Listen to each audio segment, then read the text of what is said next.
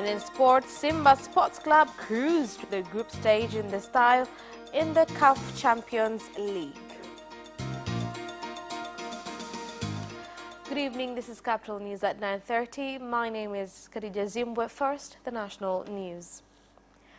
Prime Minister Kassim Majaliwa has led mourners at the funeral of Rosemary Nyerere, the seventh child of late father of the nation, Mwalimu Julius Kambarage Nyerere, who was laid to rest at Pugu Catholic Church Cemetery on the outskirts of Dar es Salaam.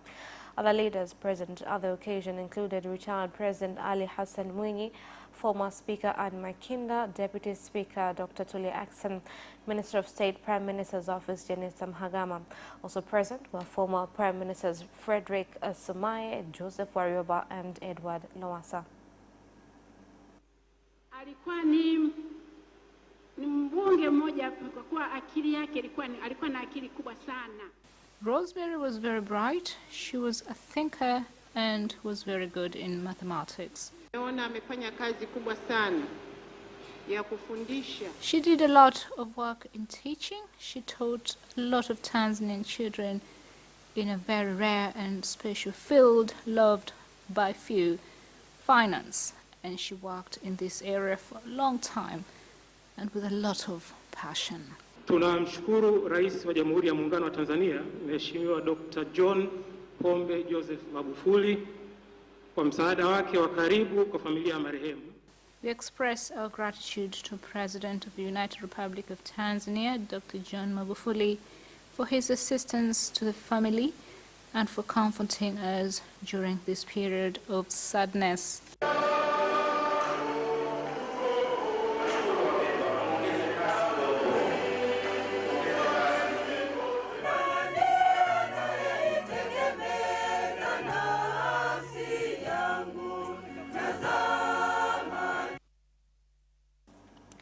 May her soul rest in peace. Amen. Now, moving on, ongoing rains in Lushoto district, Tanga region, have destroyed a road connecting Shume ward with various villages, causing various production and transport activities to come to a standstill. We are asking the government and Tarura to pay special attention to this road because it is important in the economy of Lushoto. Vehicles get stuck, causing a lot of damage. The state of the road is not good, caused by the change in the weather. There is also a lot of rain. However, we've set aside a budget for 120 million and we have a contractor ready. The government has confiscated luxury vehicles from district executive directors who purchased them against government directives and warned that those found to have violated the directives will have legal action taken against them.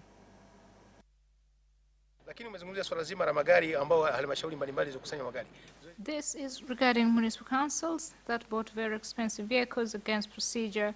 Because this matter is now under the Prime Minister's office, all involved have returned the vehicles. Honorable Regional Commissioner, you have spent, well, government money. 9 days ago I was in Lindi and they are still struggling with classrooms. 3 people from the same family, residents of Inshabaiguru village bordering Rumanyika National Park in Karagwe District, Kagera region, were killed after being attacked by an elephant.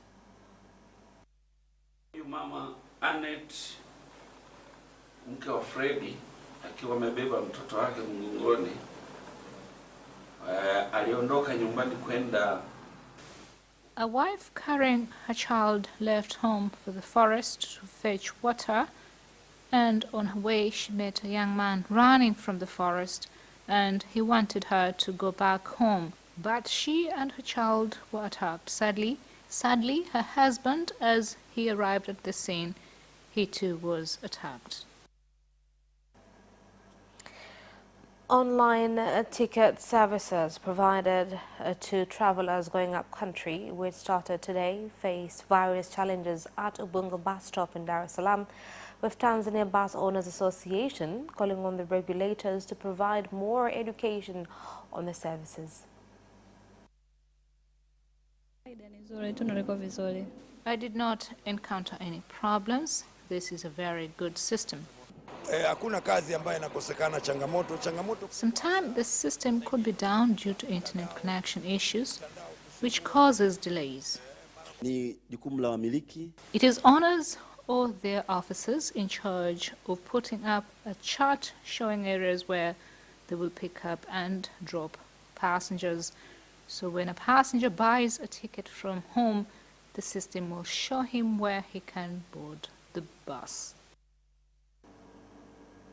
Now, the Deputy Minister of Water, Engineer Mary Priska Mahundi, has suspended executive directors of water from Mbozi and Momba districts in Songo region after failing to resolve water challenges facing residents, despite there being water projects.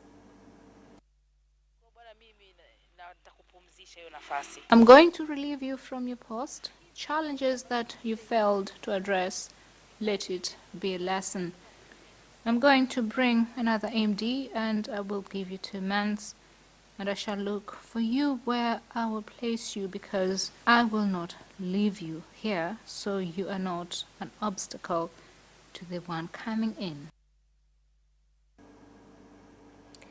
And President of Zanzibar and Chairman of the Revolutionary Council, Dr. Hussein Ali Mwinyi, has rejected the deadline given on construction of road leading to the economic zones allocated at Maziwa Ng'ombe village in Pemba, and directed the contractors to complete construction in less than 8 months.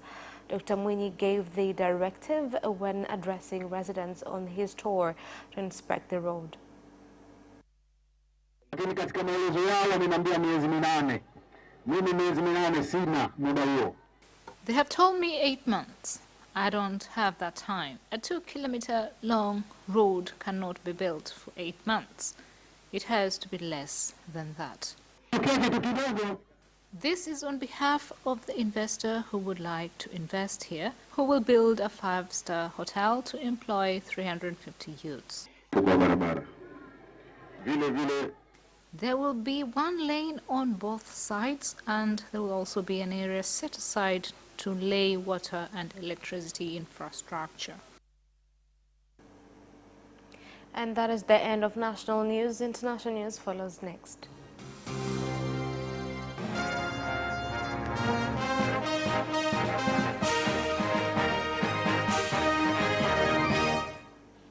And in international news, at least 22 civilians have been killed in a rebel attack on a village in the North Kivu province of the Democratic Republic of Congo. The violence in Mwenda village, Beni, was perpetrated by the Ugandan rebel group Allied Democratic Forces ADF. The ADF, which originated in Uganda's northeast in the 1990s, has been attacking and killing civilians in eastern DRC for decades. Opposition parties in Uganda have signed a pact to protect their votes in the general election expected to be held on January 14th in order to prevent theft of votes.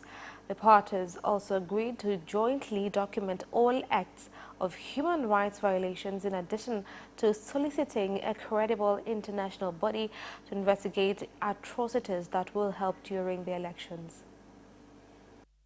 Joint technology and resources to ensure vote protection and transparent are reinforced throughout the country. By doing so, all agents shall be encouraged to use their mobile phones and other related technology during polling and tallying processes. The Ministry of Health in Burundi has said 40 coronavirus cases have been confirmed in the past 2 days in the country. Minister of Health Tade Ndikumana said that 10 of the cases were confirmed when the infected people had gone to collect their coronavirus test results. On 4th of January 2021, employees from the Ministry of Health who conduct daily COVID-19 checkups on travelers, 10 people were found to have been infected with the virus. 284 people have met those 10 people who are infected with coronavirus. Among them, 30 have also encountered the virus. Thus, in the past 2 days, we have recorded 40 new coronavirus cases, after 2 months of having no record of coronavirus case in the country. In this case, the Ministry of Health is urging all the citizens to adhere to protection measures against the virus while carrying out their daily activities. Germany's lockdown has been extended for another 3 weeks' time. Before we go to that story, let's begin with the verification underway on a Building Bridges Initiative BBI. 4.4 million signatures collected for the referendum on constitutional amendments. Deputy President William Ruto has said there is need to stop the constitutional amendment process so that Kenyans can focus on more important issues as currently the country is undergoing many economic and development challenges.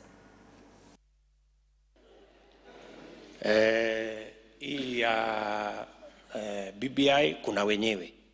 There are people responsible with the issue of BBI. Luckily, citizens have called on these books to be dispersed for them to read on their own. I only help the President with development activities. It has been a while and people have not received their copies yet. Thus, I remind those responsible to fulfill the responsibility and allow people to make their own decision. The argument is very simple. BBI, hata hakuna mtu ameona hiyo kitabu, Your Excellency. Hakuna, nimedanganya ama nimesema ukweli? Hakuna mtu ameona hiyo kitabu. Hata akiulizwa ni ile tu anasikia kwa viongozi. Kwa hivyo kama hatujaona kitabu, you cannot support something you don't know that it is actually there or not there. Now, moving on, Germany's lockdown has been extended for another 3 weeks. This time, the rules are even more stringent. We have our correspondent from our media partner, Dr. Vel Thomas Sparham. Now, Thomas, what are the new measures? Well, essentially, Germany's lockdown, which has been in place since mid-December, is now being extended until the end of January. And this means that all non-essential shops, restaurants, bars, museums will have to remain closed. Schools and daycare will also have to remain shut. And this was, by the way, a very controversial point in the discussions that led to the extension. But it's not only about extending current measures, it's also about tightening them. People will now only be allowed to privately meet one person outside of their household, and for areas that are particularly hard hit, people will only be able to move 15 kilometers from their place of residence. The federal and regional governments here in Germany consider these measures necessary, and they have also asked citizens to be very disciplined. But at the same time, the new restrictions have been received with certain skepticism, especially with many people asking how exactly they are going to be enforced. But why exactly is Germany extending them, and what do you think went wrong? Well, Germany indeed fared comparatively well during the first wave, but the second one has hit the country hard. Just to give you one example, it was reported that more people died of coronavirus here in December than between March and November. And the measures imposed nationally and regionally have simply not been enough to reduce numbers considerably and achieve the goal of 50 new infections per 100,000 inhabitants in a 7-day period. So this explains why measures were tightened even during the Christmas period. But a caveat is here important. The second wave is affecting most European countries very hard, not only Germany. So this also has to be understood in a broader perspective as a problem that European leaders are also trying to resolve together, for example, through a common approach towards the procurement of vaccines. Now, regarding the topic of vaccine, Germany has already started to roll it out. How is that going? There is a growing debate here in Germany about the way the vaccine is being rolled out in the country. The vaccine, and this is important to stress, was mostly procured at a European level, and it is being distributed to the different EU member states. The German government has defended this approach, and it has stressed the importance of working together with other countries to tackle a global challenge. But some of Germany's regions have criticized that the rollout process has been too slow and that they are not receiving enough doses. For some, it's especially difficult to understand how there have been procurement or distribution issues for a vaccine which was in part developed right here in Germany. And moreover, some are also skeptical of the effects of a vaccine which was developed very quickly. But in general terms, the vaccination program has been met with hope as the beginning of the end of the pandemic. And in fact, more than 300,000 people have already received the first dose right here in Germany. All right, thank you so much, Thomas Barr, for the updates. And international news, business news is next.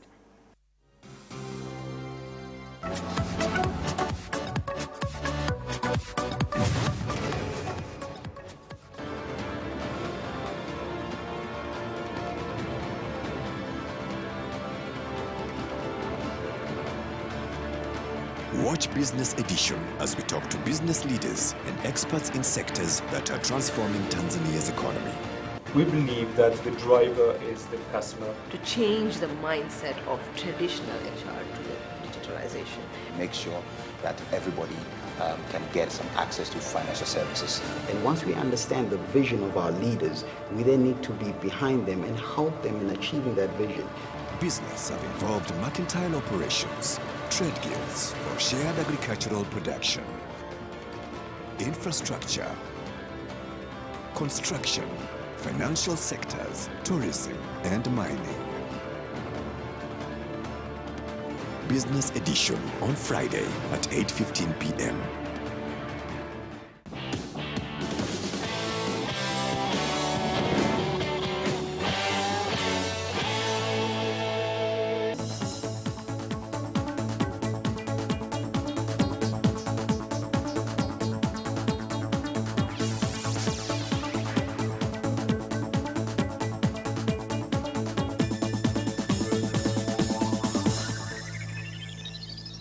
Welcome back, and in business news. The second Vice President of Zanzibar, Hamed Suleiman Abdullah, has conducted another surprise visit at the port of Zanzibar, where he discovered taxes have not been paid for many containers of cargo, after which he ordered to be given a list of all business people who have not paid taxes for the containers so that stern action can be taken against them.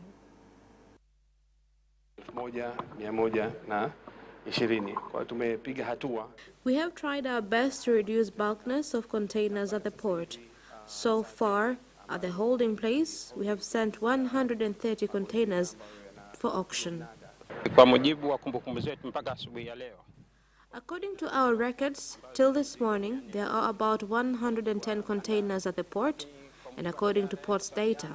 But in regard to TRA data, there are about 300 containers that have already paid taxes. Although there are some contradictions with this data, we have tried to clear as much as possible and gave the report. I assure you that if we find out that there is a trader who is failing to follow stipulated procedures, his importation licenses will be revoked. We can't continue tolerating such people. How can we hold cargo for more than 6 months? That is not possible. Despite everything, traders are highly valued and respected in this country. We pray for them to continue keeping up with good job by adhering to rules and regulations. If they keep on treating this sport as a dumping place, then it is easy for malpractices to increase, like corruption. Owners of rice milling machines in Lupilo area, Ulanga district, Morogoro region have stopped services after 74 industries and 74 rice storage warehouses closed for 4 days in order to pressurize Ulanga district council to relax levy conditions.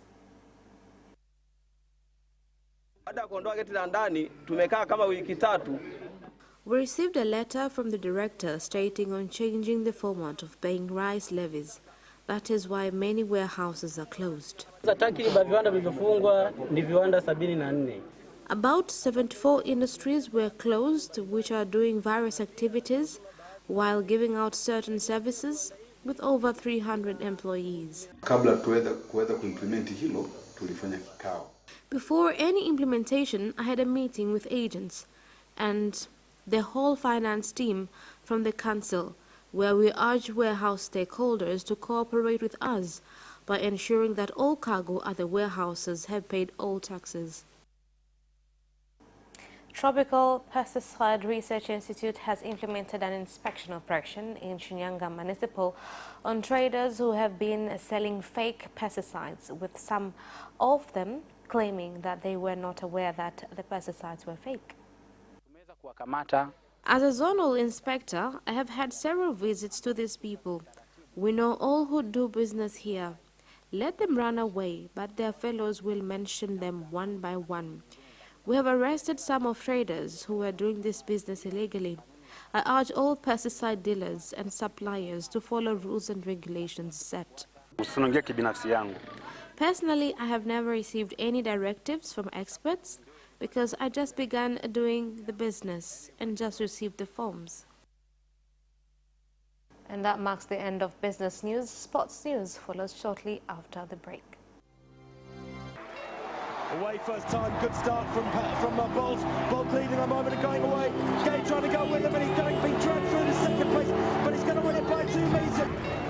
Away first time, good start from Bolt. Bolt leading a moment and going away. Gay trying to go with him, and he's going to be dragged through to second place, but he's going to win it by 2 meters.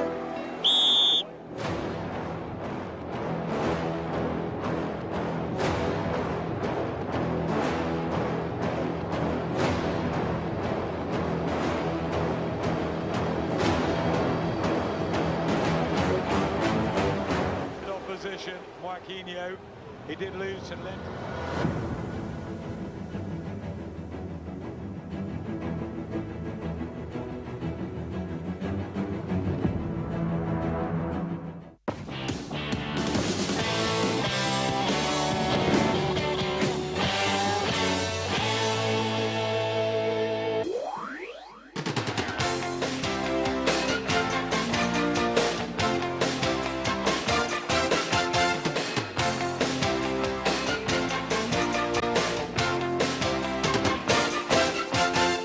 Welcome back, and in sports news tonight, Tanzania representatives in the CAF Champions League Simba Sports Club have entered the group stage with a massive 4-0 win against the FC Platinum of Zimbabwe.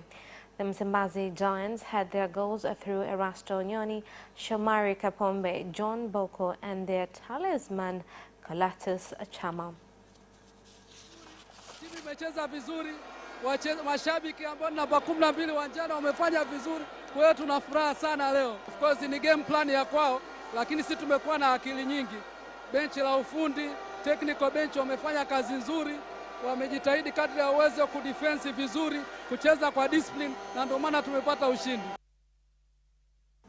Now, Uganda goalkeeper Mathias Kiganya is set to be unveiled at Tanzania Mainland League side Azam FC. Here more details. Say the goalkeeper, who's a free agent, has already agreed to a 2-year contract with the 2014 league champions. The custodian has been brought in to help the George Londamina-led Chargers to push for the title this season.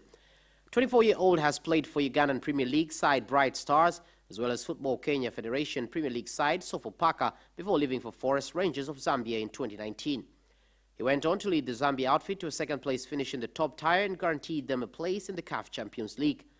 The shot-stopper scooped the 2019-2020 Best Goalkeeper Award, but did not extend his stay at the club.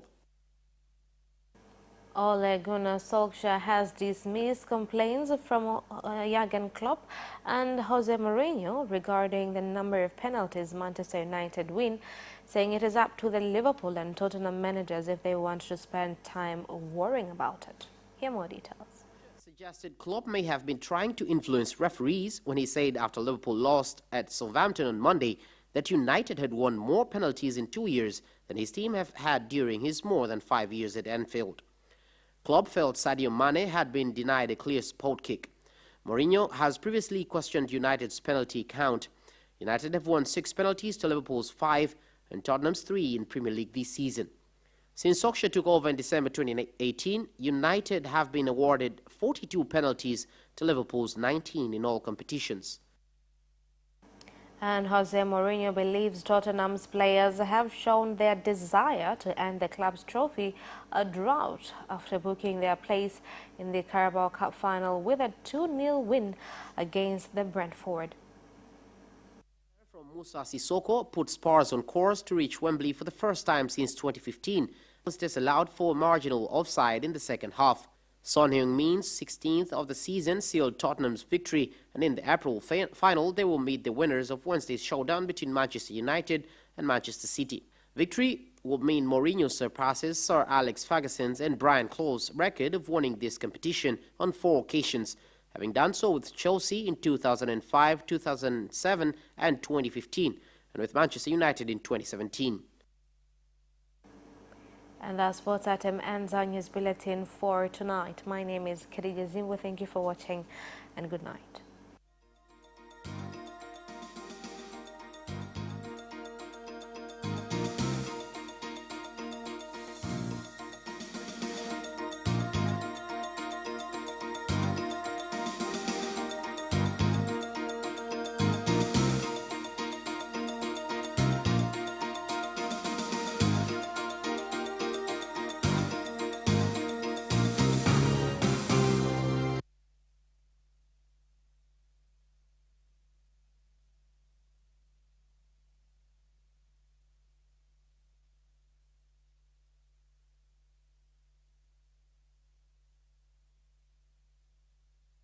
You can watch Capital News live on our social media accounts, YouTube Capital TV and Facebook Capital Television Tanzania from Monday to Friday at 9:30 p.m. Don't forget to subscribe and put notification on. Ni msimu mwingine tena wa ofa kabambe ndani ya ITV, Radio 1, Capital Television pamoja na Capital Radio. Fursa ya kipekee kuwafikia wateja wengi zaidi. Pata matangazo manne ya graphics kwenye TV kwa shilingi $500,000. Kipindi cha dakika 5 kwa shilingi $200,000 tu. Matangazo matano madogo madogo kwa upande wa radio, yani casual advert kwa shilingi $200,000 tu. Na brand talk dakika 10 kwa shilingi $200,000. Usikose ofa hii kabambe itakayoisha tarehe 31 Januari mwaka 2021. Kwa maelezo zaidi wasiliana na idara ya masoko kwa simu nambari 0767777147 au 0658777147 au 0684302014 na 0222775914 au barua pepe advertise@itv.co.tz. Vigezo na masharti kuzingatiwa.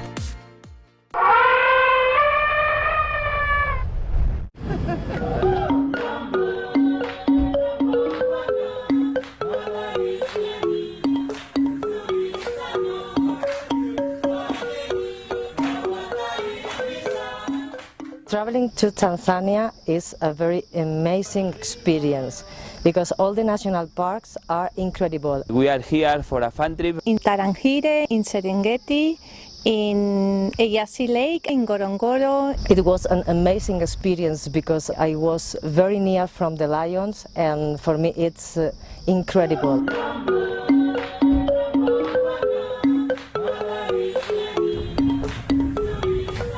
Tanzania is open. I will tell travelers that if they are willing to have an experience after the lockdown, they should evaluate Tanzania as a safe destination. Tanzania is 100% safe. Tanzania, unforgettable.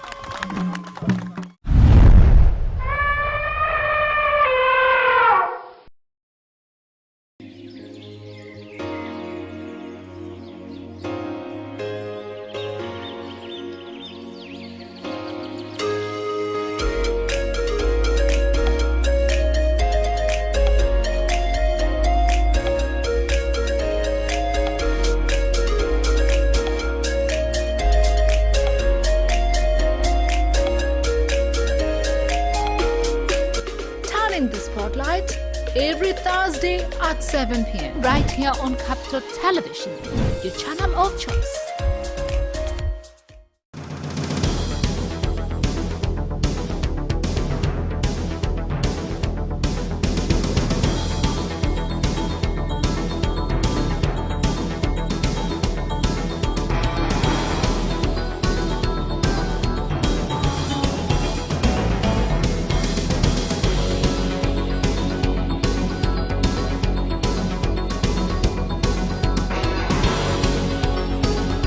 Habari za wakati huu watazamaji wetu wa ITV pamoja na wasikilizaji wa Radio 1 popote pale mlipo. Jina langu ni Benjamin Mzinga. Karibuni sana katika kipindi hiki cha dakika 45 kwa mwaka huu wa 2021. Heri ya mwaka mpya popote pale ambapo unapotusikiliza msikilizaji wa Radio